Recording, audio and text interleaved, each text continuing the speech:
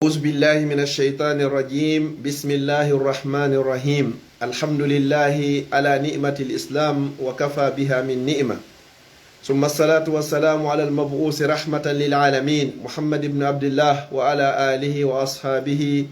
ومن تبعهم بإحسان إلى يوم الدين أما بعد السلام عليكم ورحمة الله وبركاته wa kullu amin wa antum bi khair. Bonne heureuse année 1444 hijri. Haray musidɓe julɓe tedduɓe ɓawon yettude o Allah handuɗo e yettede ko waɗi kon ko yettuɗen mo wo haray hino fanɗi o wiyeteɗo Allah okkorayɗo mo hay tawi a toraki mo bonna o yaafoma yejjitamo o janto fi maɗa yeddamo kadi o surrama kadi yiltoɗa tuuba ruttoɗa ka makko o jaɓanama o watta kadi ko bonnonoɗa kon fof kadi moƴƴi en yetti Allah no hana yettirede en juuli o ɓurnaɗo tagi fo mo allahum inni wa ma arsalnaka illa rahmatan lil alamin min nulirari muhammadu o si wona yurmede wonande tagi fo gon fof yimɓe e jinna julɗo e kefeero moƴƴuɗo e bonɗo fewɗo e ɓoyliɗo nelaɗo sallallahu alaihi wasallam ko yurmede wonande tagi fo mo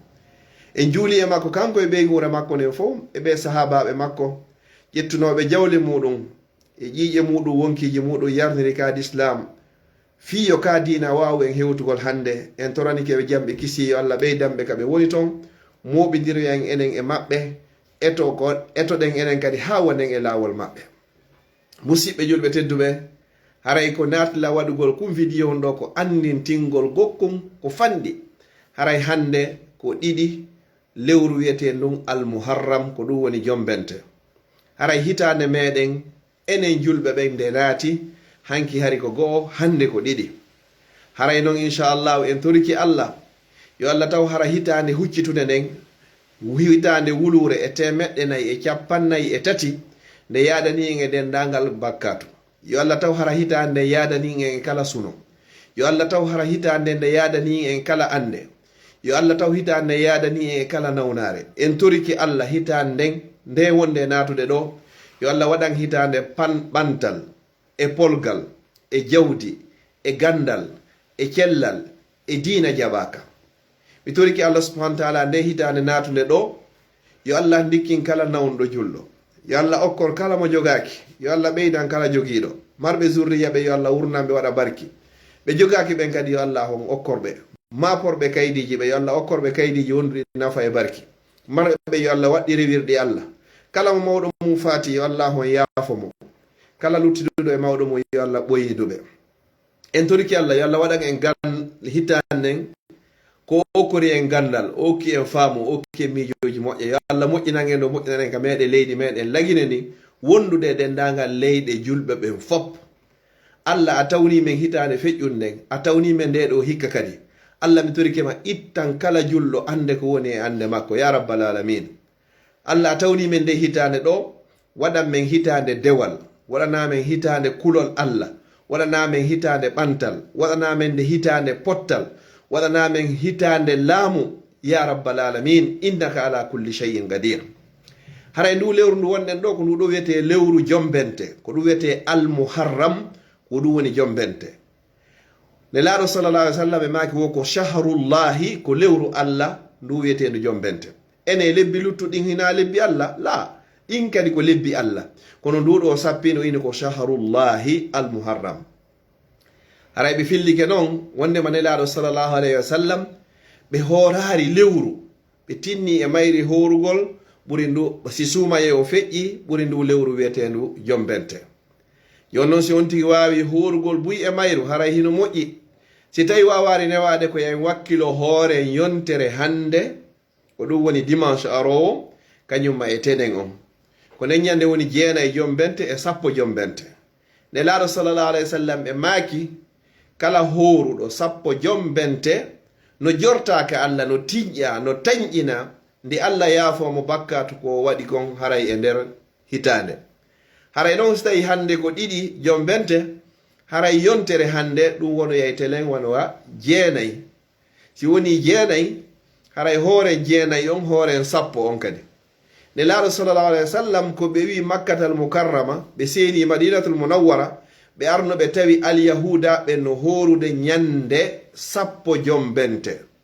ɗum ko tenen yontere jango on sahi ɓe landiɓe ko fi hon ɗum horan toon 10 jombente nelaɗo on sahi alyahuda ɓen ɓe wi'i koye nde ñalande ɗo allah halki fir'auna o dandi annabajo amen on annabi musa alayhi salam nelaɗo maki ko menen ɓuri handugol e jeygol musa nelaɗo ɓe hoori 10 on ɓe maki si tawi allah acciɓe hoore gurnan ha hitande arore ɓe maki ɓe hooray 9 on ɓe hoora kadi 10 on kadi haray noon allah accano ɓe ha ɗum tawi allahu en ƴettitiɓe ɓe fatike sallllahu alayhi wa sallam jon noon ɓay tun hari ɓe maaki ɓe fodi haray hande enen kay non waɗɗi en wonani en sunna afwan wondema kala heɓuɗo feere yo wakkilo o hoora 9 jombente kañumma e 10 jombente jon noon selon calcule ji ɗin e calendrier ji ɗin e ko lewru ndu yiya kon e nder makkatal mukarrama haray yontere hande e dimanche arowo haray ko neññande wonata 9 on e tenen on wona 10 on wakkiloɗen hoore nde belɗe ɗo ɗiɗi tijjoɗen jortoɗen ko allah subhanahu wa taala nde o yaafi en bakkatuji ko waɗɗen e nder hitande jon noon haray 10 on hawroyey kadi e tenen wonande wownoɓe horude tenen e alkamisa ɓe fiɓa ɗon anniye on kadi ɓe hoori 10 jombente ɓe hoori kadi tenen on ɗum kadi ko sunna haray noon ko enen golleñol ɗo tun waɗi julde jombente ala juldeje ɗen ka l'islam ko ɗe ɗiɗi ma ɗum si ɗuuɗi ha ɗe 3 ɗum ko julde suumaye e julde donkin karamokoɓe goo no ɓeydi ɗon ñalande juma nde ñande ko iidi kadi wonande julɓe kono ko jicci kon ko idul fitre e idul adha iidi suumaye e iidi donkin amma noon innugol ñande 10 jombente ko lootagol ndiyan kesan awa hitande ndey ko hanki woni ko nde naati annon sa acci haadu heɓoyi 10 siɗnaɗa lootade hitande ndiyan kesan mi sikki tun haray a leeti haray ɗo ko en waɗu du'a waɗen torunde allah hitande heyre naati heɓi hikka duuɓi wulure e duuɓi 400 e duuɓi 44 ilanelaaɗo sallllahu alayhi wa sallam ɓe feri ɓe iwi makkatal mukarrama ɓe seeni madinatul munawwara 1444 ɗum woni ko naati ɗo hanki allah ɓay ko aw woni annduɗo kala hunde waɗayɗo kala ko faala min turikema addam men jam e kisiye e ɓuttu ka leydi menen laggine wondude dendagal leyɗe julɓe ɓen fof allah ɓay ko aw woni lanɗo waɗayɗo kala ko faala okkorɓen lamɓe wonduɓe nafa e barki wonande leydi ndin e ɓiɓɓe leydi ndin foppo ya rabbal alamin allah ɓay ko aw woni waɗayɗo kala ko faala waɗumen laamateri fewndi nunɗundi hulori allah wonande nafa leydi ndin e ɓiɓɓe leydi ndin ya rabbal alamin wonɓe toñude ɓen en toriki allah yo allahum fewnuɓe ittaɓe e tooñe ɗen mi toriki allah subhanahu wa ta'ala kala miƴaniɗo julɓe allah ɓen e ɓiɓɓe lagine ɓen fof ko moƴƴi toriki allah allah wonu ballo makko si tawi ko aksu ɗum noon allah sansu anni e makko on watta ko ɓuri e moƴƴude